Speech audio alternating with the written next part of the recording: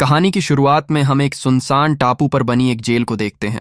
आज इस जेल में कुछ नए कैदियों को लाया जा रहा है, जिनमें से हम एक एडमंड नाम के कैदी को देखते हैं। जब वह वार्डन से मिलता है तो कहता है कि सर, मैंने कोई जुर्म नहीं किया है, इन लोगों ने मुझे झूठा ही फंसाया है, इसलिए प्लीज मेरी मदद कीजिए। इस पर वार्डन शांति से जवाब देता है, मुझे पता है, अगर तुमने सच में कुछ किया होता तो तुम्हें देश के अंदर ही किसी जेल में भेज दिया जाता। इस दूर दराज की जेल में सिर्फ उन्हीं को लाया जाता है जिनके खिलाफ कोई साजिश रची गई हो। इसके बाद वार्डन उसे बुरी तरह से पीटता है और फिर उसे एक लकड़ी के दरवाजे और एक छोटी खिड़की वाली सेल में बंद कर देता है। यह दरवाजा साल में सिर्फ एक बार खुलता है, जब वार्डन बिना किसी वजह के उसे पीटने आता है। टाइम बीतता जाता है और एडमंड अपनी सेल में अकेले बंद होने से बहुत परेशान रहने लगता है। उसने दीवार पर भगवान से इंसाफ की प्रेयर लिखी हुई है, लेकिन टाइम के साथ जब उसे एहसास होता है कि उसका हालात पर कोई कंट्रोल नहीं है, तो वह बहुत दुखी होने लगता है। उस जेल में 12 साल बिताने के बाद उसका भगवान पर से भी विश्वास उठ जाता है। उसने सोच लिया है कि वह जिंदगी भर वहीं बंद रहेगा, लेकिन फिर एक दिन अचानक उसकी सेल का फर्श ऊपर उठने लगता है। यह अजीबोगरीब घटना एडमंड को चौंका देती है। उसे लगता है जैसे कोई भूत उसके सामने आ गया हो। कुछ देर डरने के बाद एडमंड जमीन के नीचे से एक आदमी को निकलते हुए देखता है। यह आदमी अब्बे फारिया है, जो नीचे की मंजिल का एक कैदी है। वह पिछले 5 सालों से एक सुरंग खोद रहा है। किस्मत से वह सुरंग एडमंड के कमरे में खुल जाती है, मानो यह भगवान का कोई इशारा हो। अब्बे के आने से एडमंड को आखिरकार बात करने के लिए कोई मिलता है, क्योंकि इतने लंबे समय से अकेले बंद रहने से वह जैसे पागल हो रहा है। उसके बाद अब्बे एक्साइटेड होकर एडमंड को अपनी सेल में बुलाता है। एडमंड बहुत खुश होता है कि अब उसे दीवार पर पत्थर से निशान बनाने में टाइम वेस्ट नहीं करना पड़ेगा। जब एडमंड अब्बे के कमरे में एंटर होता है तो वह जो देखता है उससे हैरान रह जाता है। अब्बे की सेल बाकी सेल्स जैसी नहीं है, वह एक अच्छे होटल जैसी लग रही है। आराम के लिए कुर्सियां हैं और अलमारियों पर अनगिनत किताबें रखी हैं। अब्बे एडमंड से वादा करता है कि अगर वह सुरंग खोदने में उसकी मदद करेगा तो वह बचे हुए टाइम में उसे पढ़ाएगा लिखाएगा। एडमंड के पास वैसे भी कोई और काम नहीं है, इसलिए वह तुरंत मान जाता है। जैसे ही वे खुदाई शुरू करने वाले होते हैं, उन्हें एक पहरेदार के कदमों की आहट सुनाई देती है। डर से कांपता हुआ एडमंड जल्दी से अपनी सेल में वापस भागता है और कूड़ेदान को तैयार करता है, क्योंकि पहरेदार उसकी मंजिल पर आने वाला है। इस जेल में सेल का दरवाजा सिर्फ 2 बार खुलता है, एक बार कचरा इकट्ठा करने के लिए और एक बार रात का खाना परोसने के लिए। इसके अलावा बाकी दिन खाली है, जिससे उन्हें पकड़े जाने की चिंता किए बिना सुरंग खोदने का भरपूर टाइम मिल जाता है। उसके बाद हम देखते हैं कि अब्बे अपने बालों का एक छोटा गुच्छा काटता है। वह एक पत्थर पर चिंगारी मारता है, बालों में आग लगाता है और फिर एक मोमबत्ती जला लेता है। फिर किसी तरह वे दोनों सुरंग में घुस जाते हैं और आगे खुदाई जारी रखते हैं। नीचे बहुत कम जगह है, इसलिए खुदाई आसान नहीं है। अब्बे का अनुमान है कि अगर वे इसी स्पीड से काम करते रहे तो बाहरी दुनिया तक पहुंचने में कम से कम 3 साल और लगेंगे। एक दिन आराम करते हुए एडमंड को अब्बे की एक किताब से पता चलता है कि अब्बे कभी एक बहुत ही कुशल तलवारबाज थे। इसके बाद एडमंड जिद पकड़ लेता है और कहता है कि अगर अब्बे उसे तलवारबाजी नहीं सिखाएगा तो वह सुरंग खोदना बंद कर देगा। एडमंड का अब जीवन का एक ही लक्ष्य है, अपने दुश्मनों से बदला लेना। उसकी बात सुनकर अब्बे मान जाता है और एडमंड को युद्ध कौशल सिखाने के लिए तैयार हो जाता है। अब्बे उसे समझाना शुरू करता है कि स्पीड एक योद्धा की सबसे बड़ी ताकत होती है। वह कमरे में गिरती पानी की बूंदों का इस्तेमाल करके एडमंड को सबक सिखाने की सोचता है। टपकते पानी के किनारे खड़े होकर वह इतनी तेजी से अपना हाथ उसमें डालता है कि वह गीला भी नहीं होता। वह कहता है, जिस दिन तुम्हारे हाथ इतने तेज हो जाएंगे तुम एक कुशल योद्धा बन जाओगे। इसके बाद अब्बे फिर से खुदाई करने लगता है और एडमंड प्रैक्टिस करता रहता है। कुछ दिनों बाद अब्बे दरवाजे के लकड़ी के तख्तों को तोड़कर एक नकली तलवार बनाता है। फिर वह एडमंड को तलवारबाजी ठीक से सिखानी शुरू करता है। तलवारबाजी की ट्रेनिंग पूरी होने के बाद एडमंड पढ़ाई पर ध्यान देता है। अब उसका पूरा दिन पढ़ाई, खुदाई और तलवारबाजी के अभ्यास में बीतने लगता है। कुछ महीनों बाद एडमंड की तलवारबाजी में काफी सुधार आ जाता है। अब अब्बे को यह एहसास होने लगता है कि एडमंड उससे भी बेहतर तलवारबाज बन गया है। एक शाम बातचीत के दौरान एडमंड को पता चलता है कि अब्बे कभी स्टेडिया नाम के एक बहुत अमीर परिवार के लिए काम करता था। उसके मालिक ने बहुत बड़ी संपत्ति जमा की थी और अब नेपोलियन ने खजाने का पता लगाने के लिए अब्बे को कैद कर लिया है। यह सुनकर एडमंड को बहुत गुस्सा आता है, क्योंकि उसने भी कभी नेपोलियन का साथ दिया था। दोनों को ही धोखे के कारण जेल में डाल दिया गया है। दिन ब दिन सुरंग खोदना उन्हें आजादी के करीब ला रहा है। एक दिन उन्हें सुरंग में पौधों की जड़ें दिखाई देती हैं, जिससे अब्बे को एहसास होता है कि वे सतह तक पहुंचने के बहुत करीब हैं। यह जानकर दोनों बहुत खुश होते हैं, लेकिन जल्द ही कुछ ऐसा होता है जिसने उनकी खुशी को गम में बदल दिया। सुरंग अचानक हिलने लगती है और तेज आवाज के साथ कई पत्थर और तेल उन पर गिरता है, जिससे अब्बे उसके नीचे दब जाता है। घबराया हुआ एडमंड जल्दी से पत्थर हटाता है और अब्बे को बाहर निकालता है। अब्बे की छाती पर एक भारी पत्थर लगने से वह बुरी तरह घायल हो जाता है। फेफड़ों को हुए डैमेज की वजह से उसकी किसी भी पल मौत हो सकती है। अपने आखिरी पलों में अब्बे एडमंड को कमजोरी से बताता है कि उसके कमरे में एक पत्थर के नीचे एक किताब है। उस किताब के नीचे भी कुछ छिपा है। एडमंड को वही खजाने का नक्शा मिलता है जिसके लिए अब्बे को कैद किया गया था। उसे देखकर वह चौंक जाता है। अब्बे उससे वादा लेता है कि वह खजाने का हमेशा अच्छे कामों में इस्तेमाल करेगा और जितना हो सके बुरे कामों से दूर रहेगा। एडमंड वादा करता है और उसके कुछ ही देर बाद अब्बे की मौत हो जाती है। एडमंड की आंखों में आंसू हैं। उसे लग रहा है कि वह एक बार फिर अकेला हो गया है। तभी पहरेदार खाना देने आता है। एडमंड दीवार के पीछे छिप जाता है। पहरेदार आवाज लगाता है, लेकिन कोई जवाब नहीं आता। जब वह अंदर चेक करने आता है और अब्बे की लाश देखता है तो वह घबरा जाता है और अपने सीनियर्स को सूचना देने दौड़ता है। एडमंड जल्दी से सुरंग का रास्ता बंद कर देता है और अपनी सेल में लौट आता है। कुछ देर बाद गार्ड अपने कुछ साथियों के साथ लौटता है और अब्बे की लाश को एक बॉडी बैग में रख देता है। एडमंड सुरंग में छिपकर उनके जाने का इंतजार कर रहा है। गार्डों के जाते ही एडमंड चुपचाप कमरे में दाखिल होता है। वह अब्बे की लाश को देखता है और उसे घूरते हुए उसके दिमाग में एक आइडिया आता है। वह जल्दी से अब्बे की लाश को अपनी जगह पर लिटा देता है और खुद बॉडी बैग में घुस जाता है। कुछ देर बाद वार्डन अपने आदमियों के साथ लाश लेने पहुंचता है। चूंकि जेल एक सुनसान टापू पर है, इसलिए वे लाश को समुद्र में फेंकना ही बेहतर समझते हैं। इसी बीच एक गार्ड खाना लेकर एडमंड की सेल में जाता है, लेकिन बार बार दरवाजा खटखटाने पर भी जब कोई जवाब नहीं आता तो उसे शक होता है। वह दरवाजा खोलता है और अंदर जाता है, लेकिन एडमंड की जगह उसे अब्बे की लाश मिलती है। फिर गार्ड चिल्लाता है और वार्डन को बुलाने जाता है। वार्डन जल्दी से काम खत्म करना चाहता है और उस दिन तेज हवाएं चल रही हैं।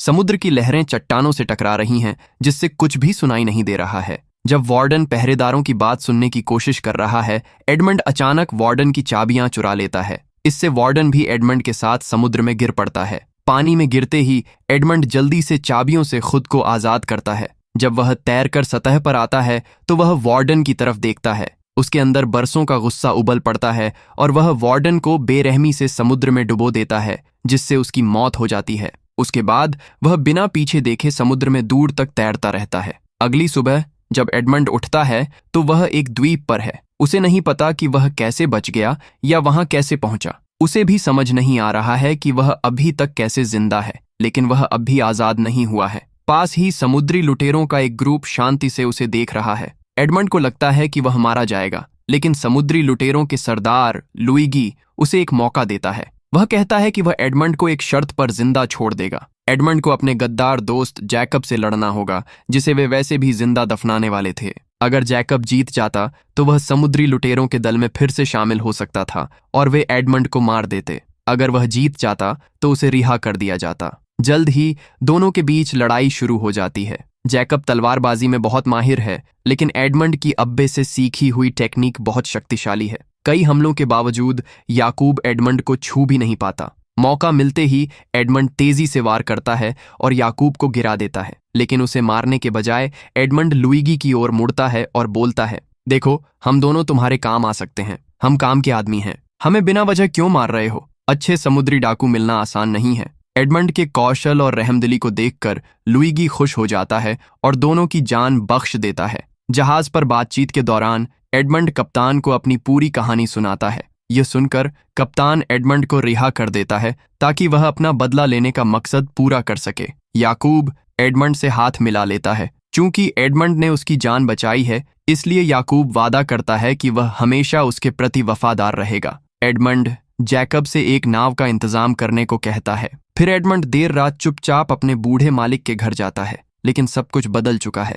बूढ़ा मालिक उसे पहचानता तक नहीं है। उसे पता चलता है कि एडमंड के कैद होने के बाद उसके पिता की दुख से मृत्यु हो गई थी। एडमंड इस खबर से बहुत सदमे में है, लेकिन सबसे बड़ा झटका तब लगता है जब उसे पता चलता है कि उसके पुराने दोस्त मॉन्टेग्यू ने उसे फंसाया है और उसकी मंगेतर मर्सिडीज से शादी कर ली है। अगले दिन एडमंड और जैकब उस द्वीप की ओर चल पड़ते हैं जहां नक्शे पर खजाना बना हुआ है। वे द्वीप का चप्पा चप्पा छान मारते हैं, लेकिन खजाना नहीं मिलता। तब एडमंड को लगता है कि शायद पानी के नीचे कुछ है। वह नक्शे में दिखाई गई जगह के पास एक तालाब में कूद जाता है। वहां उसे कई पुराने संदूक मिलते हैं। जैसे ही वह उनमें से एक खोलता है, उसे चमकता हुआ सोना दिखाई देता है। जैकब खुशी से उछल पड़ता है और नाव में जितना सोना भर सकता है भर देता है, लेकिन सारा खजाना ले जाने के लिए उन्हें एक बड़े जहाज की जरूरत है और एडमंड को पता नहीं है कि वहां कैसे पहुंचा जाए। खुशी से ज्यादा अब वह बदले की आग में डूबा हुआ है। वह तय करता है कि इस दौलत का इस्तेमाल सिर्फ एक ही मकसद के लिए करेगा, बदला। शुरुआत में एडमंड एक बड़ा आलीशान घर खरीदता है और खुद को फ्रांस का नया रईस घोषित करता है। वह आसपास के सभी रईसों को अपनी आलीशान हवेली में एक भव्य पार्टी में बुलाता है। जल्द ही उसका शाही अंदाज और ठाट बाट उसे मशहूर कर देते हैं। हर कोई उसके बारे में बात कर रहा है, लेकिन असल में एडमंड यह सब अपने धोखेबाज दोस्त मोंटेग्यू का ध्यान खींचने के लिए कर रहा है। मोंटेग्यू पार्टी में आता तो है, लेकिन उससे बात किए बिना ही चला जाता है। इसी बीच जैकब एडमंड को बताता है कि मोंटेग्यू का एक बेटा है जिसका नाम अल्बर्ट है। इसलिए एडमंड एक खूबसूरत महिला और अपने कुछ लुटेरे दोस्तों के साथ मिलकर अल्बर्ट के अपहरण का नाटक रचता है ताकि एडमंड उसका रक्षक बन सके। प्लान कामयाब रहता है। अल्बर्ट को लगता है कि इस रईस ने उसकी जान बचाई है। एहसानमंद होकर अल्बर्ट एडमंड को अपनी आने वाली जन्मदिन की पार्टी में इनवाइट करता है और उससे आने की रिक्वेस्ट करता है। एडमंड हिचकिचाहट का नाटक करता है, लेकिन आखिरकार मान जाता है। पार्टी में अल्बर्ट अपने पिता मोंटेग्यू का एडमंड से इंट्रोडक्शन कराता है। 13 साल बाद वे आमने सामने हैं, लेकिन मोंटेग्यू उसे पहचान नहीं पाता। एडमंड का रूप पूरी तरह बदल गया है। हालांकि जब मर्सिडीज उसे देखती है तो उसे एक अजीब सा एहसास होता है। वह पहले तो उसे पहचान नहीं पाती, लेकिन जब एडमंड उसके बालों को एक खास अंदाज में छूता है और घुमाता है जो सिर्फ वह ही करता था, तो उसे तुरंत समझ आ जाता है कि वह कौन है। यह एडमंड की पुरानी आदत थी। एडमंड जानता है कि मोंटेग्यू पैसों के लिए बेताब है, इसलिए वह उससे झूठ बोलता है कि उसे एक बहुत बड़ा खजाना मिला है और अगले दिन एक जहाज 100 किलो सोना लेकर आ रहा है। एडमंड की बातें सुनकर वह मोनागू के साथ एक प्लान बनाता है। वे एडमंड के खजाने को उसके पास पहुंचने से पहले ही चुरा लेने और सारा सोना अपने पास रखने का फैसला करते हैं। मोनागू कहता है कि वह किसी ऐसे व्यक्ति को जानता है जो उनकी मदद कर सकता है। दरअसल ये 3 आदमी वही थे जिन्होंने सालों पहले एडमंड को फंसाया था और उसे जेल भिजवाया था, और अब एडमंड ने जानबूझकर उन सबको एक साथ इकट्ठा किया है। पार्टी के बाद मर्सिडीज चुपके से एडमंड की गाड़ी में बैठ जाती है। रोते हुए वह बताती है कि मोनागू ने उससे झूठ बोला था। उसने बताया कि एडमंड को फांसी दे दी गई है। एडमंड को डर है कि यह सच उसकी बदला लेने की पूरी प्लानिंग को चौपट कर देगा, इसलिए वो मर्सिडीज को अभी वहां से जाने को कहता है। फिर हम देखते हैं कि एडमंड का जहाज लूट लिया गया है और यह मोनागू के आदमी ने किया है। यही आदमी एडमंड को जेल भेजने वालों में से एक था। उस आदमी ने सोचा कि उसने जहाज आसानी से लूट लिया है, लेकिन जल्द ही पहरेदार आ जाते हैं और उसे पकड़ लेते हैं। वह भागने की कोशिश करता है, लेकिन एडमंड आ जाता है। उस आदमी ने लड़ने की कोशिश की, लेकिन एडमंड ने उसे मारने से पहले उसके गले में फंदा डाल दिया। एडमंड अपनी असली पहचान बताता है ताकि वह जान सके कि वह क्यों और किस जुर्म के लिए मर रहा है। अब एडमंड का अगला निशाना मजिस्ट्रेट विलफोर्ड है। सालों पहले इसी मजिस्ट्रेट ने नेपोलियन के खत के मामले में एडमंड को फंसाया था। मजे की बात यह है कि मजिस्ट्रेट के पिता नेपोलियन के समर्थक थे, लेकिन सत्ता की लालच में विलफोर्ड ने अपने ही पिता की हत्या करवा दी और एडमंड पर इस जुर्म का आरोप लगाया, जिसके कारण उसे जेल हो गई। इस बार एडमंड चालाकी से विलफोर्ड से बातचीत के दौरान सब कुछ कबूल करवा लेता है। विलफोर्ड यह सोचकर सब कुछ कबूल कर लेता है कि एडमंड के पास कोई सबूत नहीं है, लेकिन उसे यह नहीं पता था कि पुलिस पहले से ही कमरे में मौजूद है और सब कुछ सुन रही है। वे विलफोर्ड को मौके पर ही गिरफ्तार कर लेते हैं। इस बीच अब कंगाल हो चुका मोंटेग भागने की तैयारी कर रहा है, लेकिन मर्सिडीज उसके साथ जाने से इनकार कर रही है। वह उसे बताती है कि अल्बर्ट उसका बेटा नहीं बल्कि एडमंड का है। जब मोंटेग ने मर्सिडीज से शादी की तो वह पहले से ही गर्भवती थी। यही कारण था कि वह उससे शादी करने के लिए राजी हुई। मोंटेग गुस्से से चिल्लाता है, लेकिन कुछ बदल नहीं सकता। वह उस किले की ओर दौड़ता है जहां उसने सारा चोरी का खजाना छिपा रखा है, लेकिन जब वह संदूक खोलता है तो वे रेत से भरे हैं। आखिरी संदूक में उसे केवल एक छोटा सा संदूक का टुकड़ा मिलता है जो उसने एडमंड को दिया था। उसी पल एडमंड वहां आ जाता है। मोंटेग अब सच्चाई जान गया है। गुस्से में वह तलवार से एडमंड पर हमला कर देता है, लेकिन मोंटेग उसका कोई मुकाबला नहीं कर पाता। एडमंड आसानी से उसे निहत्था कर देता है और दीवार से चिपका देता है। जैसे ही एडमंड आखिरी वार करने वाला था, अल्बर्ट बीच में आ जाता है और कहता है कि वह अपने पिता को ऐसे नहीं मरने देगा। मॉन्टेग इस मौके का फायदा उठाकर चुपके से एक छिपी हुई बंदूक में गोलियां और बारूद भर लेता है। तभी मर्सिडीज दौड़ती हुई आती है और मॉन्टेग को रोक लेती है। वह उसे सच बताती है कि अल्बर्ट असल में उसका बेटा है। एडमंड सन्न रह जाता है। तभी मॉन्टेग एडमंड पर बंदूक तान देता है, लेकिन जैकब फुर्ती दिखाते हुए बिजली की गति से एक चाकू फेंकता है। गोली एडमंड से चूक जाती है, लेकिन मर्सिडीज के कंधे में लग जाती है। मॉन्टेग ध्यान भटकाने के लिए भागने का रास्ता बनाता है, लेकिन एडमंड उसका पीछा करता है। मॉन्टेग अपने घोड़े पर सवार होकर उस पर टूट पड़ता है। एडमंड की तलवार गिर जाती है और एक पल के लिए ऐसा लगता है कि मॉन्टेग का पल्लड़ा भारी है, लेकिन अंत में एडमंड मॉन्टेग को गिराने और उस पर जानलेवा वार करने में कामयाब हो जाता है। मॉन्टेग की मौके पर ही मौत हो जाती है। बदले की आग जब शांत होती है तो एडमंड अपनी पत्नी और बेटे के साथ उस द्वीप पर वापस चला जाता है जहां उसने अपनी जिंदगी के 13 साल बिताए थे। वहां उसे अपने गुरु अब्बे फारिया की याद आती है। आखिरकार वह उस द्वीप को खरीद लेता है ताकि किसी और को वह दर्द न सहना पड़े जो उसने सहा है। अगर आपको वीडियो पसंद आया हो तो लाइक और चैनल को सब्सक्राइब करना न भूलें।